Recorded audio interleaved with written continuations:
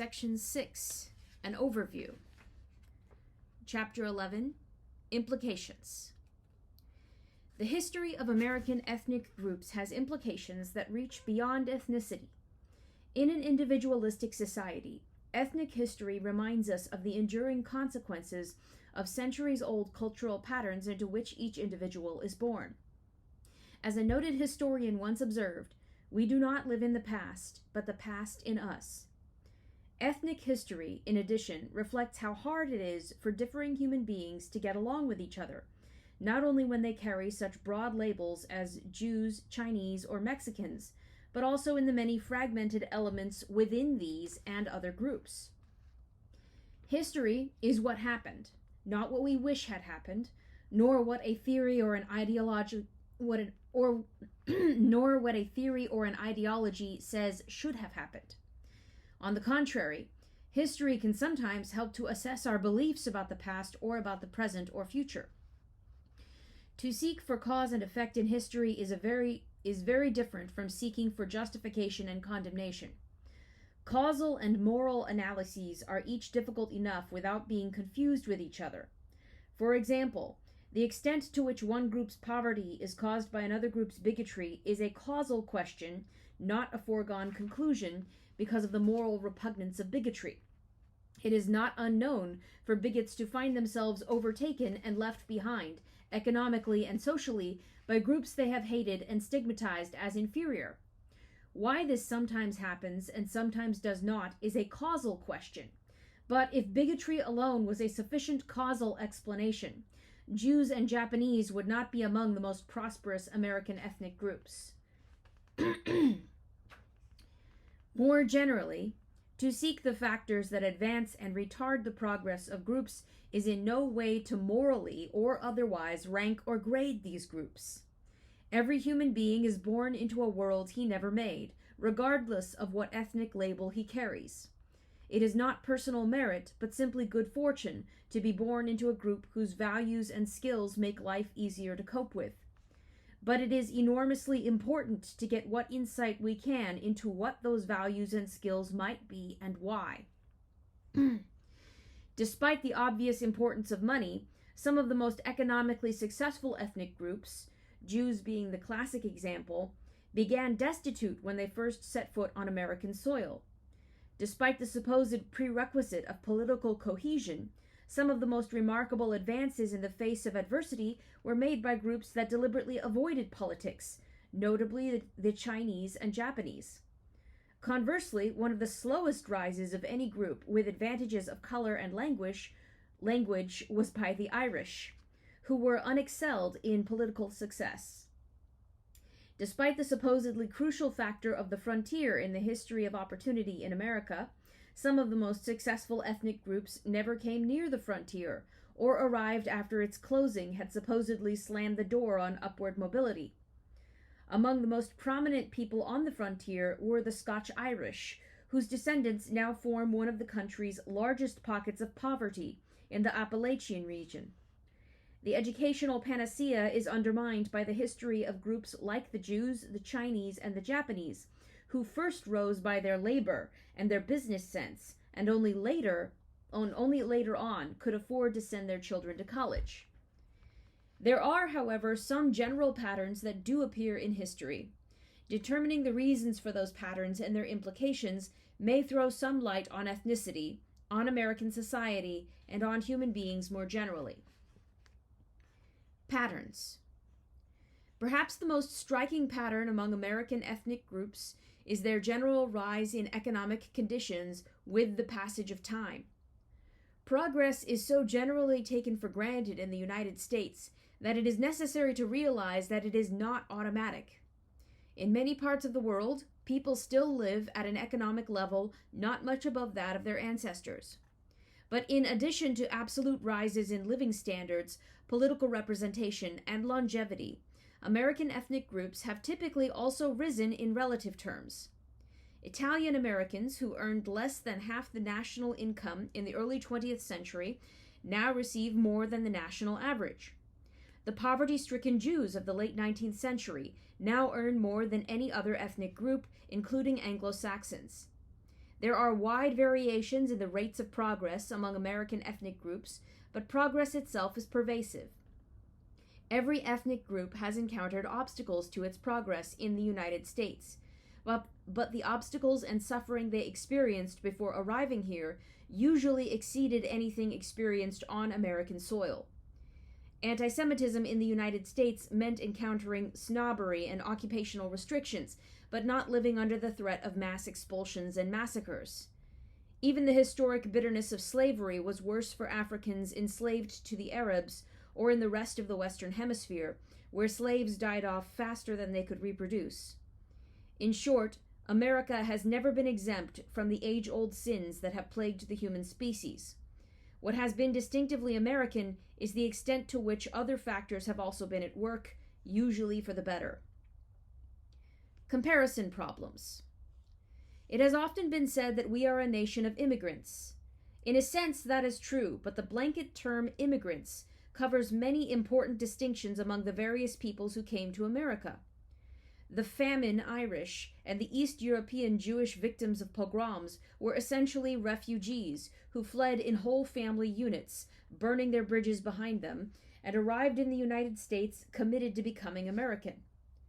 Others have come as sojourners, mostly men, and with the intention of returning to their native lands, so that Americanization in language, culture, or citizenship had a low priority for them. The early emigrations from Italy, China, Japan, and Mexico were largely of this character, as is much of today's migration back and forth between Puerto Rico and the mainland of the United States. There were also immigrants who were neither refugees nor sojourners, but simply people who chose to come to the United States to settle at a place and time of their choice. Such immigrants, the Germans or Scandinavians, for example, were far less likely to concentrate in the port cities where they landed, and more likely to choose a long-run settlement site suited to their conditions. Finally, there were those who did not choose to come at all, but who were brought as captives, African slaves, and whose geographic distribution and occupational roles were suited to the convenience of others. Merely comparing the progress of these different kinds of groups is difficult, quite aside from the more complex task of assessing its meaning. Tracing the progress of a group that includes large proportions of sojourners is much more complex and uncertain than tracing the progress of groups that consist largely of the same people and their descendants over time. The Jews of 1970 were essentially the Jews of 1960, 10 years later, but the Puerto Ricans in the continental United States in 1970 included substantial proportions who were living in Puerto Rico in 1960, and substantial proportions of the Puerto Ricans living on the mainland in 1960 were back on the island in 1970. Gross statistics collected in either location are misleading as to the progress of a given set of people. The progress of Puerto Ricans who have remained permanently in the continental United States for more than a generation is very different from the progress of a changing mixture of people classified under the same label as Puerto Ricans. There are substantial differences between them in incomes, occupations, and intermarriage rates. The same is true of Mexican Americans, who also move back and forth in substantial numbers. Comparing a sojourner group with a refugee group or a conventional immigrant group is difficult, whether the purpose is to measure group progress or discrimination by others. How can the living conditions of men who are seeking only a place to sleep while they save money to take back home be compared to the living conditions of a family of farmers in a home intended to last for generations? In short, how can progress be measured in the same units for people pursuing different goals? And how can others, society, be held either causally or morally responsible for all these differences measured in the same units? With the black population, it is not clear what is the appropriate time to even begin measuring their progress, whether at their initial arrival in the 17th century, emancipation in the 19th century, or arrival in urban America in the 20th century. Blacks are either some of the oldest Americans or some of the newest groups going through the adjustment process, according to which time is chosen, and their rate of progress has been substantial or slight, depending on the point from which it is measured.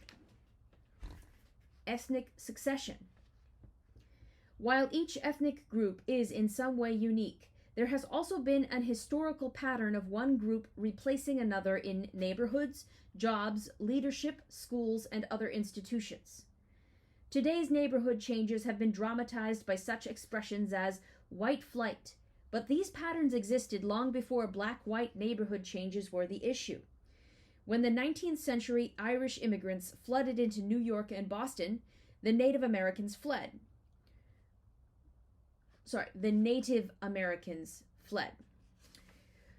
With the first appearance of an Irish family in a neighborhood, the exodus of non-Irish residents began. According to a contemporary, property values tremble as fear spreads and panicky flight ensues, as the old occupants fled to the outskirts of town. In the mid-19th century, when immigration increased, New York City grew northward about 1 mile per decade. The built-up area extended only as far north as 14th Street in 1840, but it grew to 34th Street in a decade and to 42nd Street by 1860. White flight is a misleading term, not only because of its historical narrowness, but also because blacks too have fled when the circumstances were reversed. Blacks fled a whole series of neighborhoods in 19th century New York, pursued by new Italian immigrants who moved in. In 19th century Detroit, blacks moved out of neighborhoods as Polish immigrants moved in. The first blacks in Harlem were fleeing from the tough Irish neighborhoods in mid-Manhattan and avoided going north of 145th Street for fear of encountering more Irish there. As the relative socioeconomic positions of ethnic groups changed with the passage of time, so did the neighborhood flight. In 19th century neighborhoods where Anglo-Saxons had once fled as the Irish moved in, the middle-class Irish later fled as the Jews and Italians moved in. When poor newcomers replaced older residents, the housing itself was drastically altered.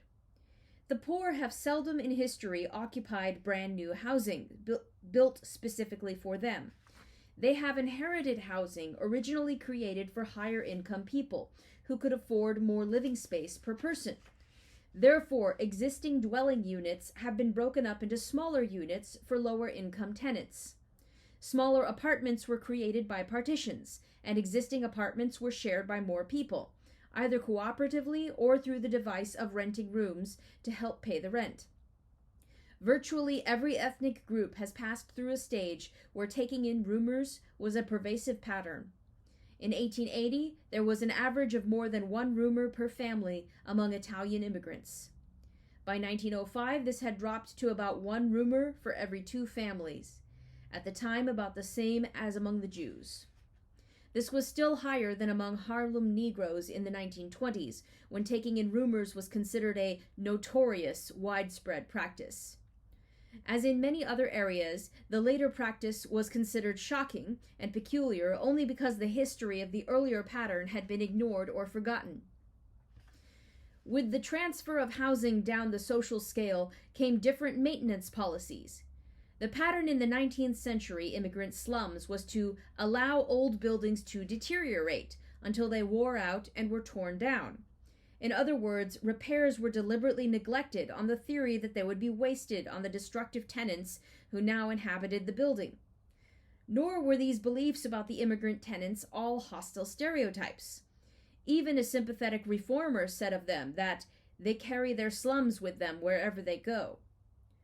Much the same would be said of various groups in the 20th century. Often, higher rents were charged for a given property as slum dwellings than in its previous, more respectable use.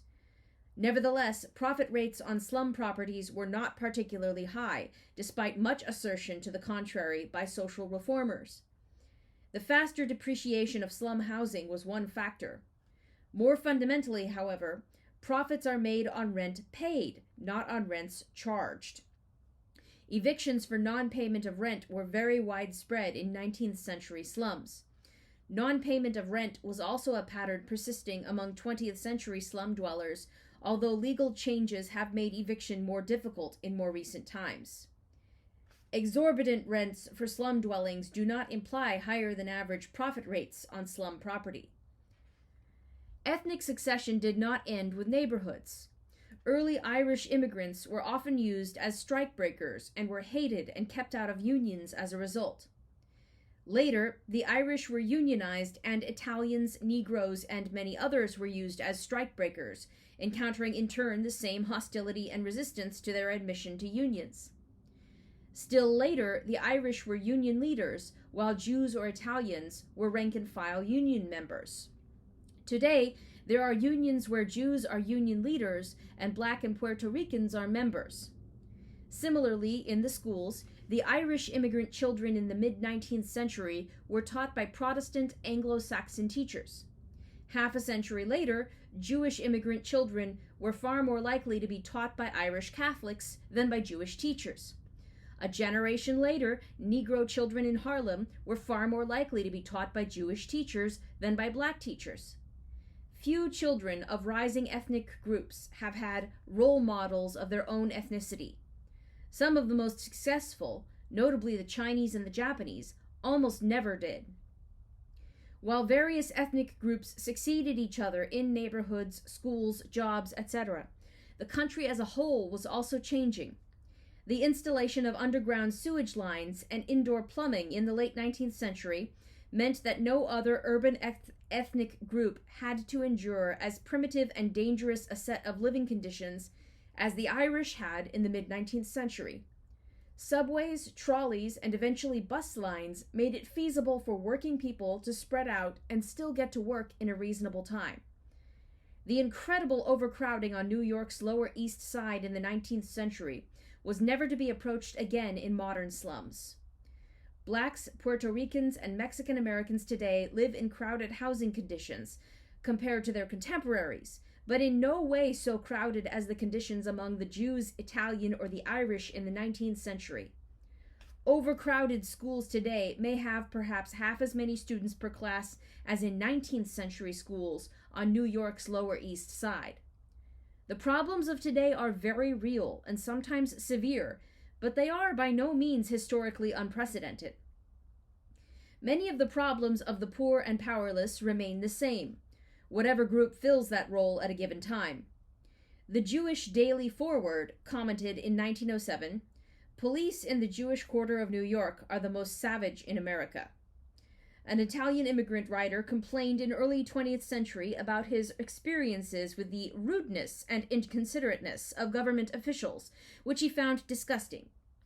Many of the complaints against poor ethnic groups were also similar to those today, that children are born with reckless regularity among the Jews and Italians, that murders are a result of the wanton brutality of the moment, and that raising the immigrants to a decent level implies a problem of such magnitude and such distant realization that it can only be imagined.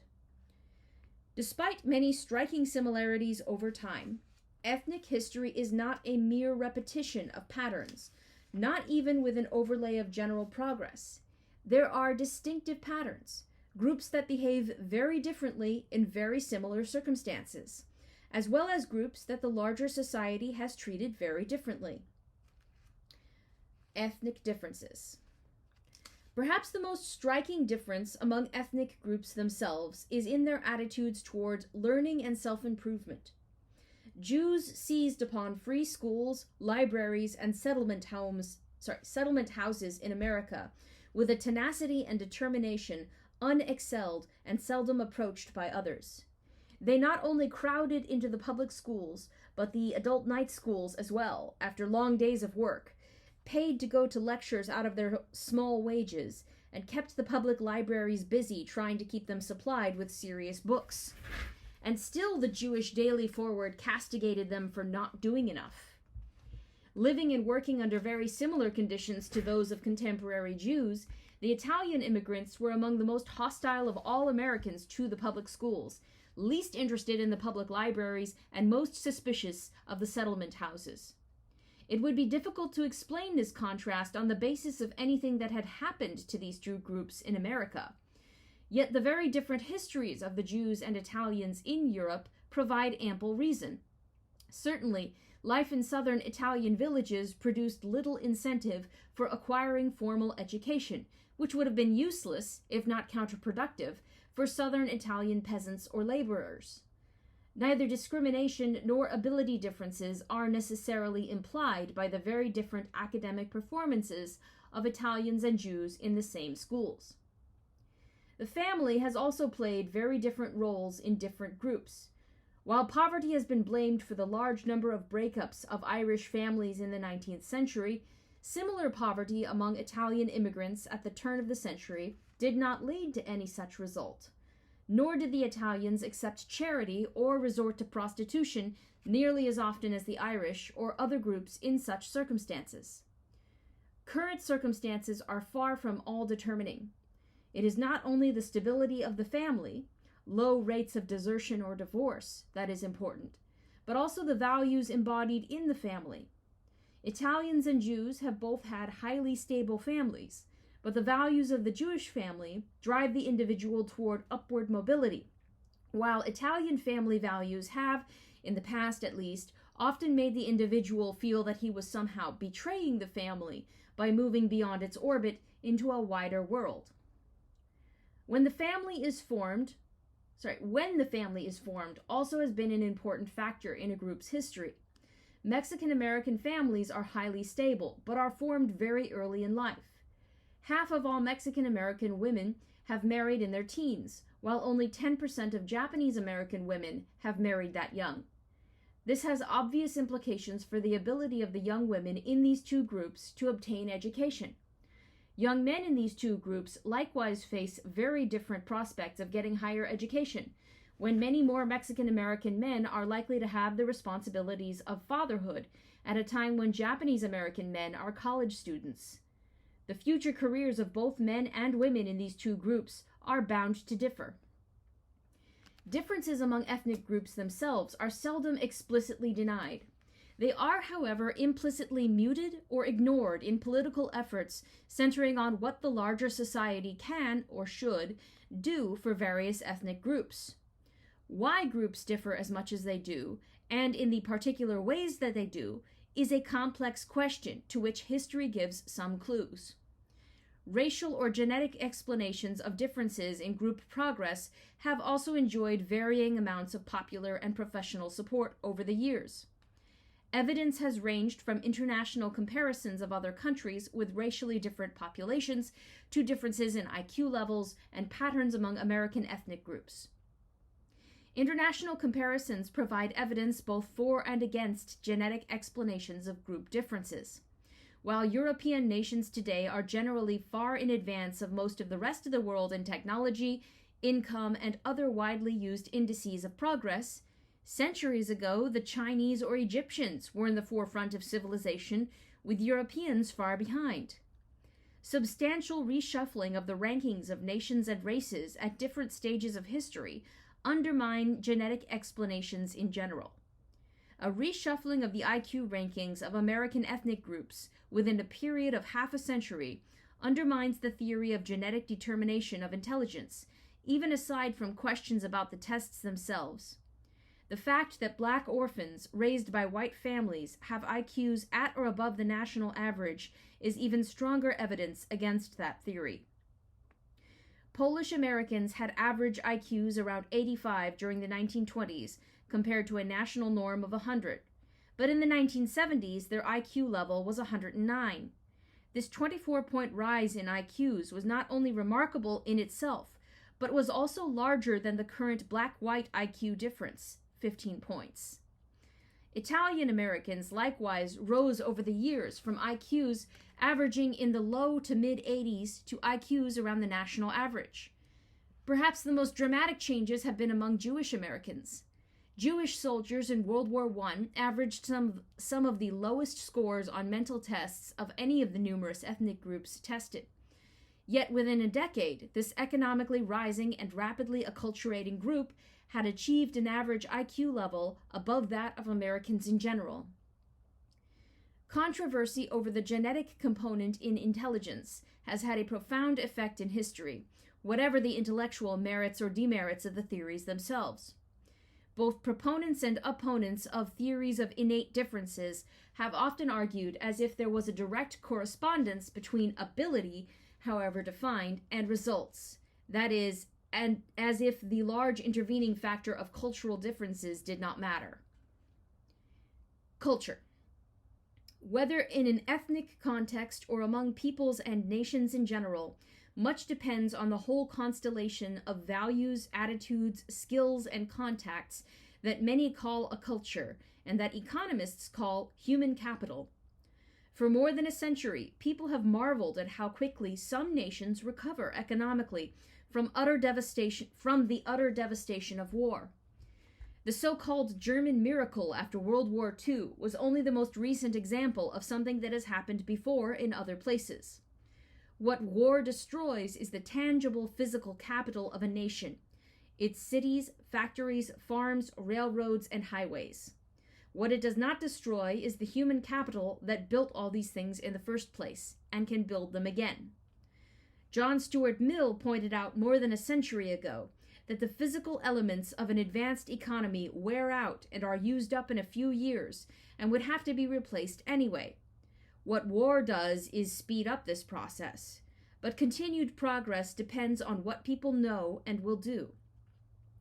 The importance of human capital in an ethnic context is shown in many ways. Groups that arrived in America financially destitute have rapidly risen to affluence when their cultures stressed the values and behavior required in an industrial and commercial economy. Even when color and racial prejudices confronted them, as in the case of the Chinese and Japanese, this proved to be an impediment, but was ultimately unable to stop them. Nor was their human capital even a matter of bringing specific skills with them, such as those of the Jews in clothing production or of the Germans in beer production. The Chinese and Japanese came as unskilled young men working in the fields tending crops, but working harder and more relentlessly than anyone else. Later, the ubiquitous Chinese hand laundry did not require any technical skill not already possessed by the Irish or the black washerwoman of the same era.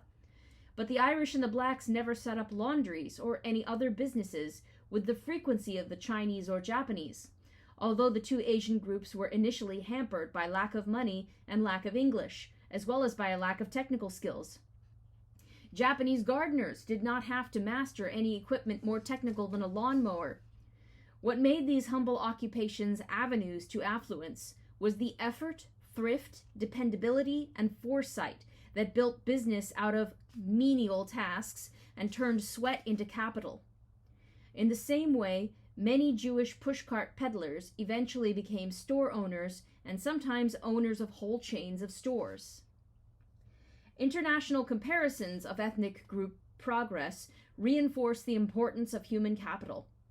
In the United States, Canada, Great Britain, and Israel, the same striking pattern emerges. Immigrants begin economically below the level of existing members of their own ethnic group already in the country, but eventually rise to not only equal but surpass them.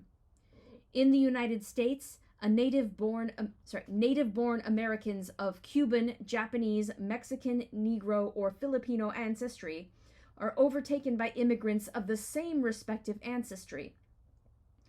Cuban immigrants reached the income level of native-born Cuban Americans after 18 years and surpassed them thereafter.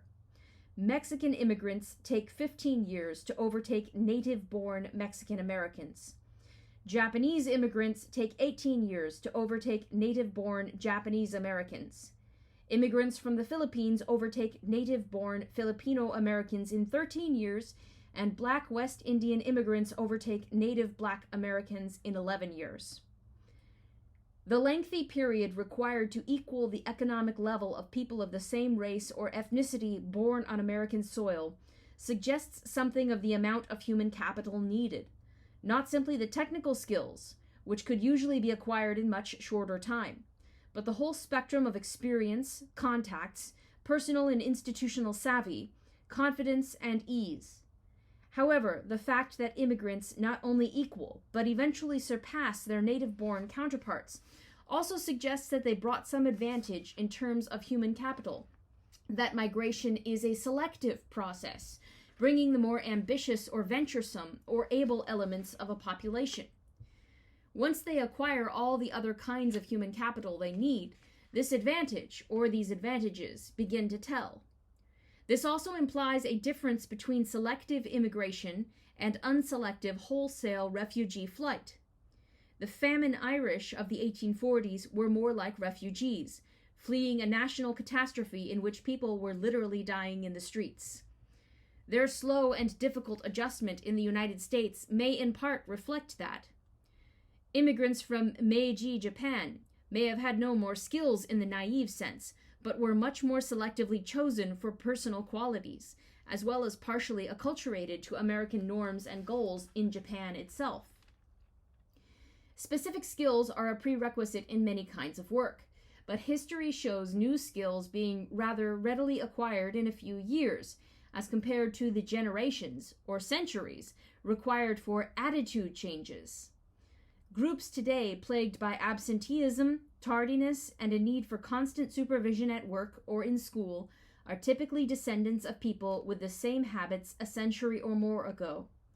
The cultural inheritance can be more important than biological inheritance, although the latter stirs more controversy.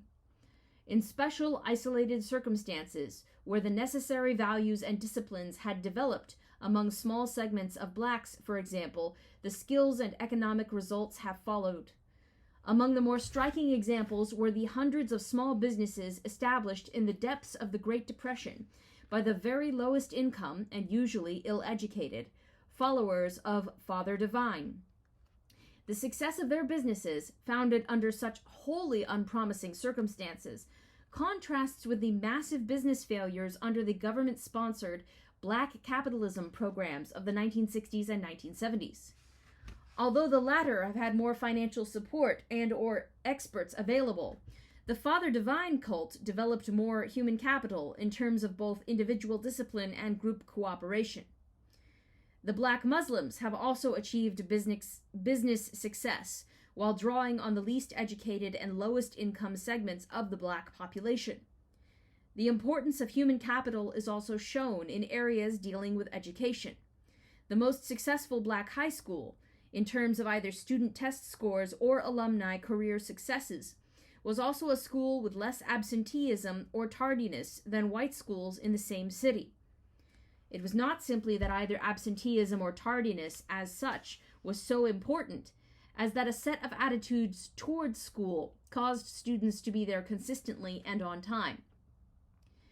It is sometimes believed that educational success requires that the children come from homes well stocked with books and magazines, and have the benefit of continual parent-child verbal interaction, after the model of Jewish immigrant homes. But Japanese American homes did not meet any of these specifications, and yet their children's achievements in school were outstanding. One of the great political and legal crusades of the 20th century, school integration, has been based on the theory that the differences between being ethnically concentrated and being mixed with children from other ethnic backgrounds is so crucial as to make the whole educational experience itself inferior without them. However, history shows that ethnic groups with different attitudes toward education perform as differently in the same school as in different schools. The differences between Japanese and Mexican American children attending the same schools have been as great as differences between blacks and whites attending separate schools in the segregated South. Differences between Jewish and Puerto Rican children attending the same school for decades have been even greater. Diversities of culture have caused intergroup friction from both substantive differences in values and beliefs, and from different forms of social coding to convey the same feelings or attitudes. A look, a gesture, a tone of voice, or a set of casual remarks may mean something very different in one culture than in another, causing continual misunderstandings and senses of uneasiness, affront, or hostility. Moreover, personal clashes in an intergroup setting can readily spread from particular individuals to involve other members of each group in the vicinity. The educational and other social advantages of cultural diversity have varied, with whether the association was voluntary or by force. For example, early studies of voluntarily integrated schools showed increased racial amity and educational benefits, providing a basis for compulsory integration under court orders, which produced opposite results. Ethnically different families brought together in government housing projects, seeking low rents rather than diversity, have often socially segregated themselves, although statistically integrated. Cultures are not superior or inferior. They are better or worse adapted to a particular set of circumstances. The most successful of all American ethnic groups, the Jews, had a succession of utter failures in agriculture. Their centuries of acculturation to urban society were as much a hindrance on the farm as they were an advantage in the city. Personal blame seems especially out of place in dealing with historic forces beyond the control of any individual. It would be fatuous to blame emigrants from Mexico for not bringing with them the skills or other traits brought by emigrants from Germany. It seems equally fatuous to blame employers for not having Mexicans and Germans proportionally represented in jobs requiring such skills or traits. Acculturation has sometimes been depicted as a one-way process, in which racial and ethnic groups have been forced to surrender their respective cultures and conform to Anglo-Saxon practices. In reality, the American culture is built on the food, the language, the attitudes, and the skills from numerous groups. The old Anglo-Saxon Puritan resistance to social recreation was long ago overwhelmed by the German easygoing attitude of good, clean fun, which is now considered the hallmark of Americans in general. American popular music has its roots in the black musical tradition that produced jazz and the blues. American political machines have been predominantly Irish political machines. Nothing is more American than hamburgers or frankfurters, although both names derive from German cities. Pizza and tacos are not far behind. None of these features of American culture is descended from the British settlers. They are a common heritage, despite ethnic diversities that still exist. Budweiser is drunk in Harlem, Jews eat pizza, and Chinese restaurants are patronized by customers who are obviously not Chinese. Groups that have the skills and entrepreneurship to be self-employed or to employ one another have not even had to learn English in order to prosper. The German farmers and Jewish garment industry workers of 19th century America, or the Japanese American farmers of the early 20th century, were able to rise economically with little acculturation and despite varying degrees of hostility. It is the groups that lack such skills in entrepreneurship that are dependent on others for employment and that have had to learn to speak their language and know enough of their culture to make working together reasonably comfortable. The melting pot was once a popular image of American assimilation, but is now a disdained concept. Ironically, there was relatively little intermarriage during the era of melting pot theories, but such intermarriage is now much more widespread in the era when the concept is rejected by intellectuals. More than half of all marriages among Americans of German, Irish, British, or Polish ancestry are with people of different ethnicity, and Italians and Japanese Americans are not far behind. Even groups with low rates of intermarriage, blacks, Jews, Hispanics, nevertheless have rising levels of intermarriage. Internal differences. While cultures are ways of accomplishing things, they are also the focus of loyalties and emotions. Attempts at acculturation for pragmatic reasons are often resented as denigrations of the group in question, sometimes as nothing but that, so that it is seen as oppression when attempted by outsiders and as betrayal when attempted by members of the group. These attitudes have appeared to some extent among Jews, Mexicans, Negroes, Japanese, Italians, and virtually every other ethnic group. Nevertheless, even the most resistant groups or segments of groups have acculturated, become Americanized, although at different rates.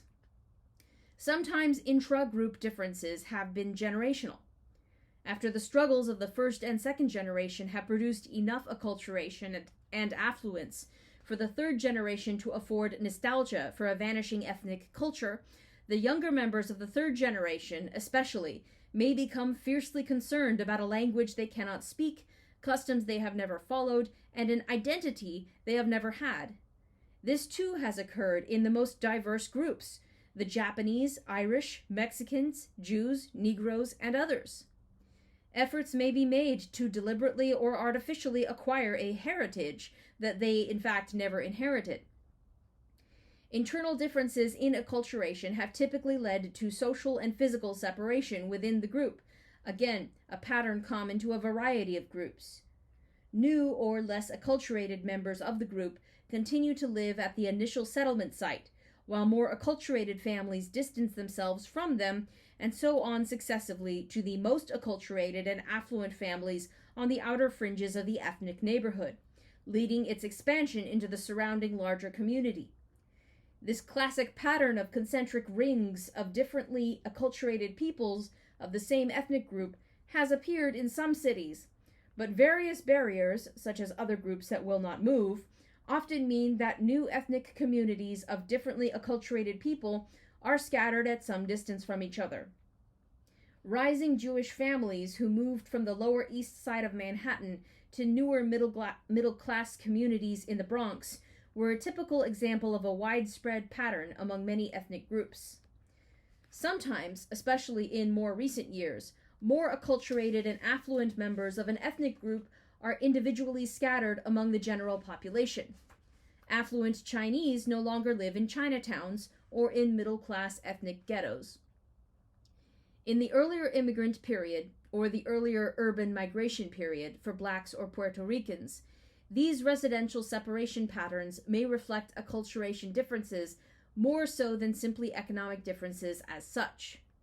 Some groups also had important Old World regional differences, such as among Italians from different provinces in Italy or Jews from different nations. These too were reflected in different residential concentrations in America. Various segments of the same group have not only separated, but have engaged in mutual recriminations over their different degrees of acculturation. Some Jewish immigrant communities regarded other Jewish communities as too old world, or backward, or simply too Jewish, while seeing others as too un-Jewish, half-Gentile, or outright turncoats. Mexican Americans today likewise resent those among them who seem to be becoming Anglo, while disdaining new arrivals from Mexico. The painful readjustments of Mexican Americans who were deported to Mexico in the 1930s further underscored the problems caused by different gradations of acculturation, as well as differences between a whole ethnic group and the larger society.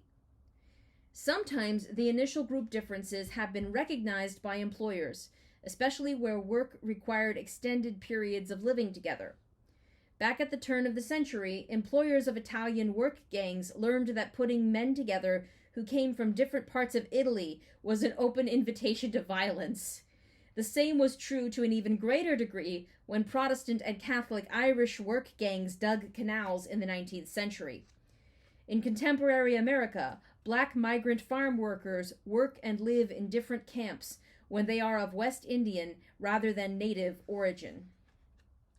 Whether at workplaces or in residential communities, the separation of people has a strong pragmatic basis that extends well beyond ethnicity.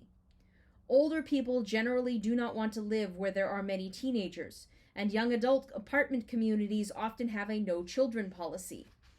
The point here is not to argue the advantages and disadvantages of diversity, but to show its pervasiveness in American history and the way people have coped with its frictions and problems by putting physical or social distance between themselves. In the Old South, an elaborate racial ideology and tradition made social distance to some extent a substitute for physical distance, so that racial residential segregation was often less in southern cities than in northern cities. Physical proximity or contact with blacks in various settings was generally more acceptable to southern whites than to northern whites for the same reason. The southern whites were more insistent on white supremacy. Against this background, the separation of groups at work or in neighborhood living patterns can be seen as a special case of a far more general phenomenon, and one not inherently dependent on an ideology of superiority or inferiority, in either a cultural or biological sense. Such racist theories and ideologies have been intertwined with racial segregation and discrimination, especially in the South, but cannot be universally inferred whenever ethnic groups are not randomly distributed at work or at home.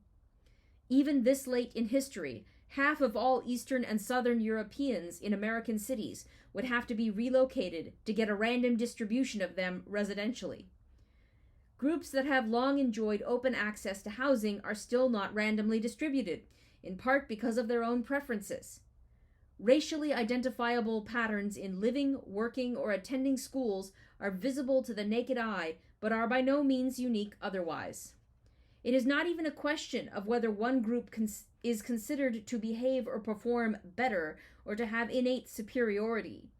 The two groups may each behave or perform differently when together than when separate, as among Italian railroad work groups or Irish canal building crews, for example.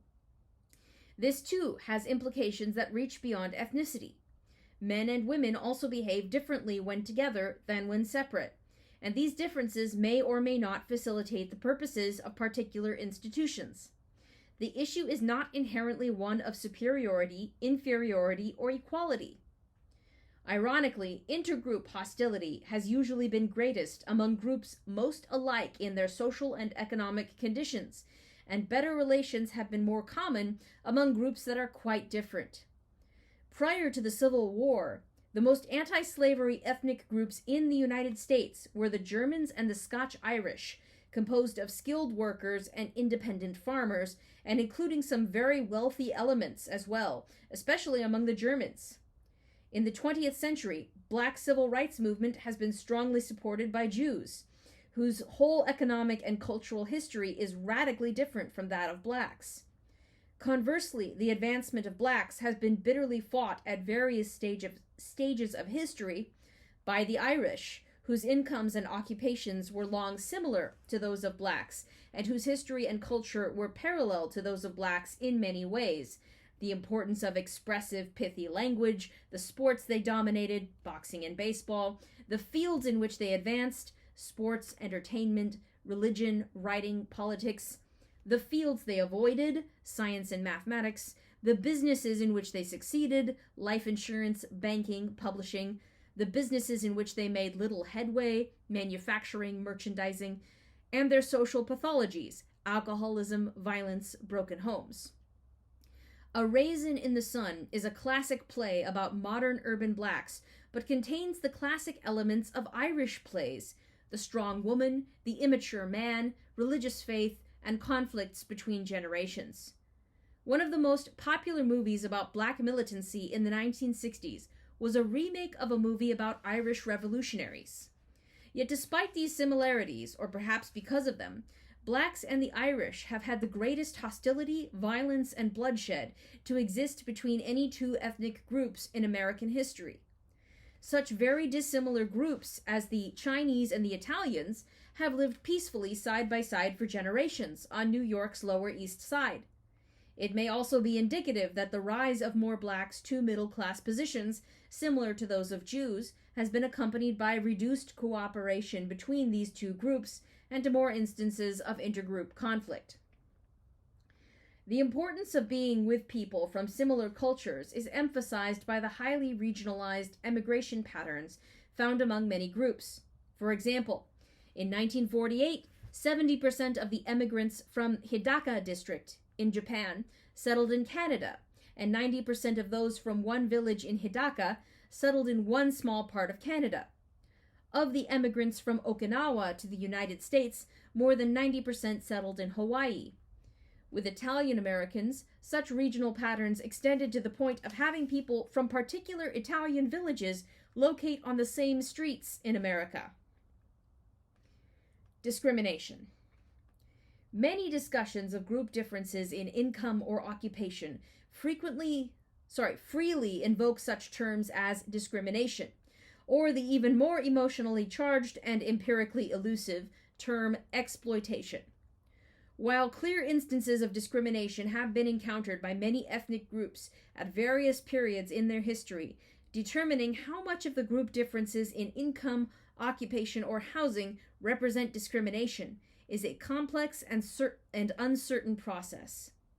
The very meaning of discrimination varies across a spectrum, from underpaying individuals for their current capabilities to the existence of historic barriers that inhibited the development of capabilities. Employer discrimination as an explanation of current income differences usually means that a given group is underpaid relative to its current capabilities. Historical and current empirical evidence on this point is far from conclusive, despite the axiomatic certainty of many assertions.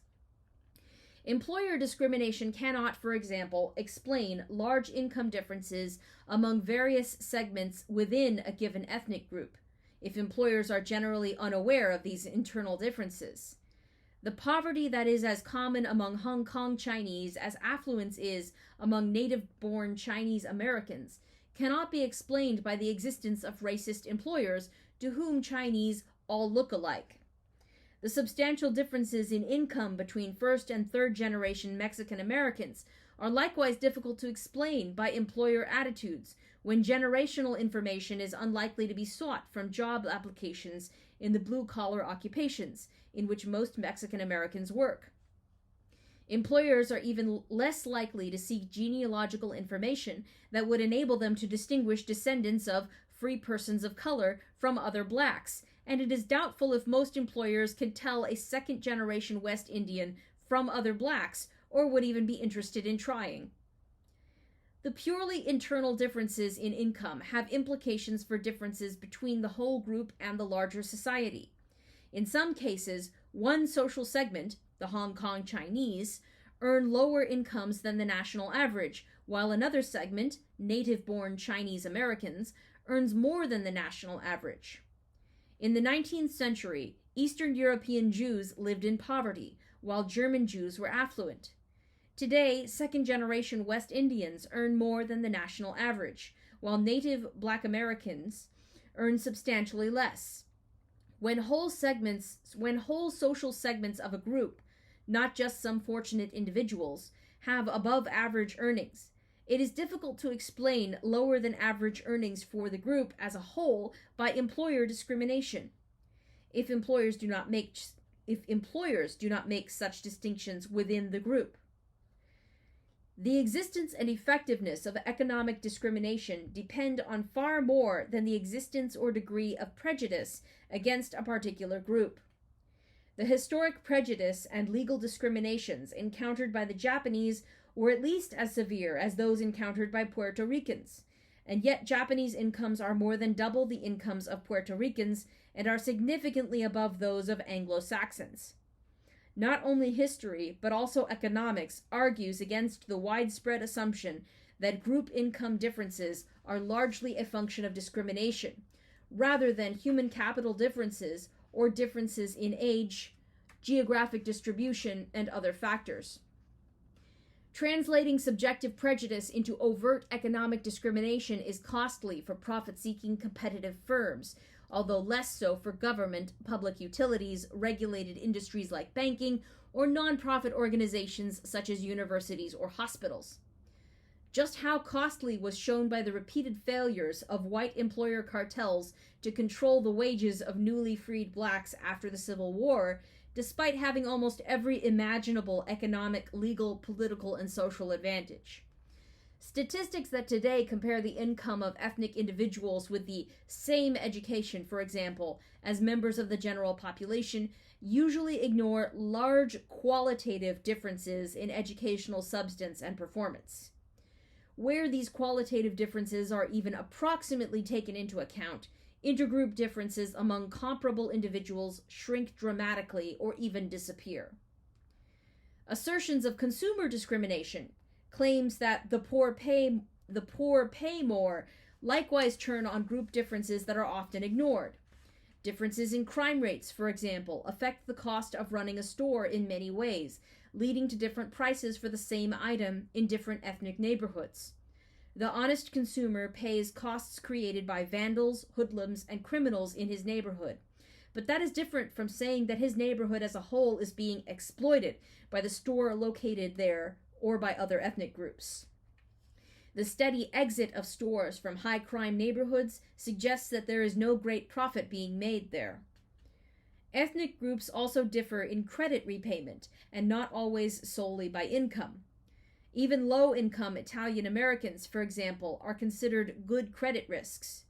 The revolving credit devices used by the Chinese, Japanese, and West Indians to finance their businesses work only where prompt and full repayment can be relied on. Groups without the level of dependability that would enable them to use this device to raise capital among themselves are usually unable to raise capital from commercial sources for the same reason. Their failure to develop businesses cannot be arbitrarily attributed to lack of access to banks, for most small businesses, including those of Chinese, Japanese, and West Indians, are not launched with bank loans anyways. In housing markets as well, the high cost of slum dwellings has been denounced for years, going back to the 19th century immigrant ghettos on the Lower East Side of New York. But despite bitter denunciations of slum landlords there, the actual records show no particularly large profits being made on slums in general. High rents were indeed charged for a given amount of space, but profits are made only on the rents actually paid, and thousands of evictions per year on the Lower East Side indicate that the two are not only conceptually, but also empirically very different. Again, the honest renter paid for the others, and the average profit rates indicate that the Lower East Side tenants as a whole were not exploited. Individuals may be devastated by discrimination, even if it does not explain the economic conditions of a group as a whole. W.E.B. Du Bois pointed out at the turn of the century that the individual black workman is rated not by his own efficiency, but by the efficiency of a whole group of black fellow workmen, which may often be low. Race is one of the many sorting devices used because of the costliness of individual knowledge. The question of group discrimination is a question about whether the group as a whole is misjudged or underpaid, a question about average performance, not individual variation. The representative Negroes were, according to Du Bois, probably best fitted for the work they are doing. And if the racial prejudices of whites were to disappear overnight, it would not make very much difference in the positions occupied by Negroes as a whole, although some few would be promoted, some few would get new places, but the mass would remain as they are. What Du Bois expected the lowering of racial barriers to accomplish was to provide incentives for successive generations of blacks to improve their skills and efforts. Whatever the empirical validity of Du Bois' assessment, the important point here is that he distinguished discrimination against the individual from discrimination against the group. Even where the current capability of the group is accurately assessed in the market, particular individuals in the group may still be grossly undervalued. Du Bois himself was perhaps the classic example, but no recitation of such examples provides evidence that discrimination against the group as a whole explains the group's poverty. The galling tragedy of a Du Bois or a Paul Robeson, men with superb educations and individual brilliance, was that they were held back solely by racial prejudice and eventually ended up embittered communists. In other groups as well, it has been precisely some of the most acculturated and talented members who have been the most bitter, militant, or extreme. The inference made by them and by others was that no amount of group acculturation, skills, or effort would be any more successful than their individual development had been. Some of the Japanese interned during World War II reached the same despairing conclusion. But however understandable their anger and despair, later events showed that the inference was neither logically conclusive nor historically correct. Within a generation after the internment, Japanese Americans were among the most affluent, socially accepted, and generally respected groups in the United States.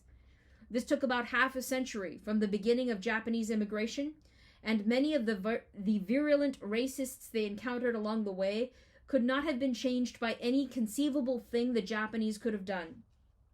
But the mortality of human beings, and therefore the turnover of individuals in the population, enabled the quiet persistence of the Japanese to ultimately win out on every economic, social, and political front. Nevertheless, this approach, which proved successful with the Japanese and Chinese and Jews, is often dismissed out of hand as naive, while progress is thought to require more confrontationist methods, which failed repeatedly for Irish Americans in the 19th century, in areas ranging from public school controversies to the military draft during the Civil War, to attempts to win economic advancement by terrorism, or to secure the independence of Ireland with a military expedition against Canada. Among blacks in the 20th century, the initial successes of the nonviolent civil rights movement slowed perceptibly as more militant direct action tactics stiffened the resistance of the larger society and provoked backlashes extending from simple resentments to the resurgence of such organizations as the Ku Klux Klan, even in northern communities, and the Nazi fringe. The point here is not to definitively solve the question as to how much of intergroup differences is in income, social acceptance, etc., have been due to the behavior and attitudes of particular ethnic groups, and how much due to the behavior and attitudes of the larger society. The point is that this is a complex question, not a simple axiom. Identity and assimilation. The importance of ethnic identity has varied enormously within each ethnic group. For some individuals, it has been a badge to be worn proudly before the world. For others, it has been a way of life to be personally treasured, although not made a public issue. And for still others, ethnic identity has been incidental, or a curiosity, or a stigma to be forgotten, evaded, or escaped as much as possible. This whole spectrum of individual attitudes has existed historically in all ethnic groups.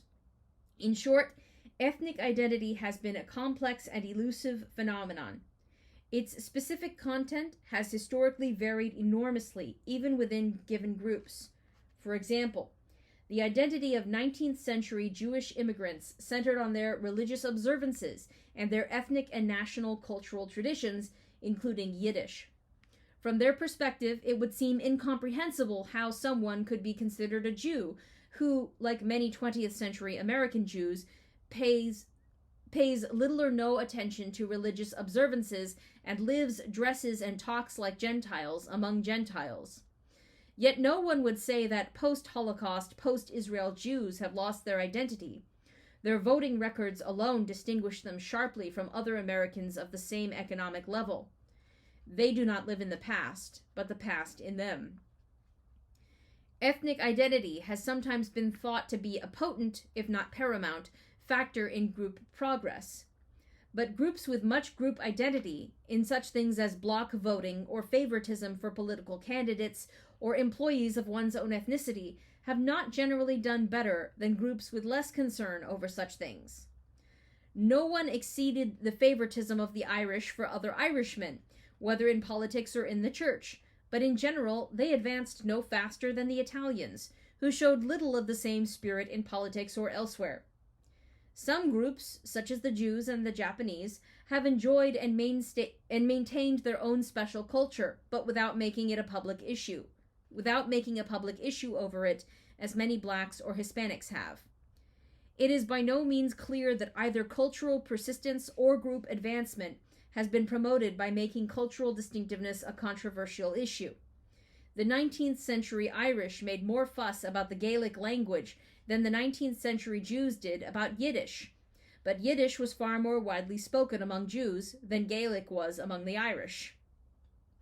With many American ethnic groups, the accumulation of evolutionary changes has made the 20th century group very different from their 19th century ancestors. Many of these profound changes are seldom discussed because of current ethnic etiquette and sensitivities. Both the testimony of contemporaries and the record of epidemics convey the historical fact that 19th century Irish immigrants lived in filthy conditions, both in their homes and in their persons. But modern discussions of ethnicity usually omit any references to either cleanliness or its absence, except for using any mention or complaints along these lines as proof of the bias or hatred of the person quoted.